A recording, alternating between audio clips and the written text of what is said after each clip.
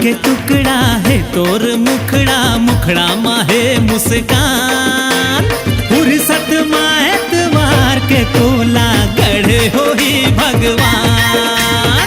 फुर्सत माहे एतवार के तोला गढ़े हो ही भगवान। हाँ हाँ फुर्सत माहे एतवार के तोला गढ़े हो ही भगवान।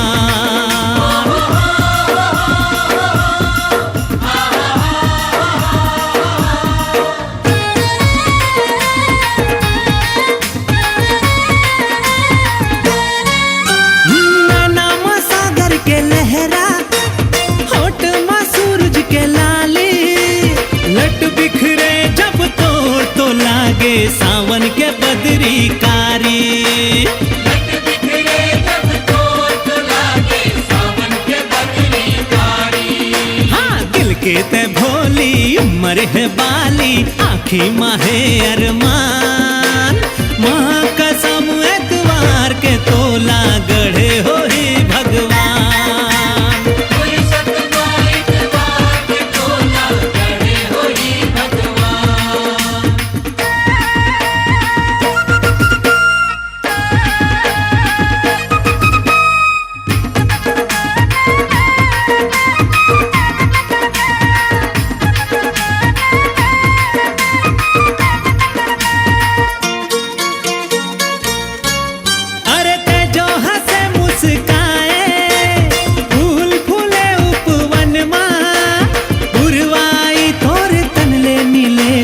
खुशबू भी ने गगन माँ, गुरबाई तोर तले मिले तो खुशबू भी ने गगन माँ। सोए तो रतिहा जागे बिहनिया।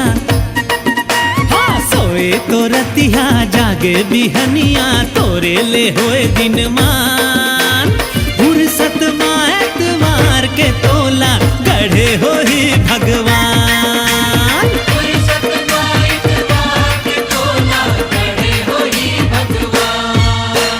चंदा के टुकड़ा है तोर मुखड़ा, मुखड़ा माहे मुस्कान।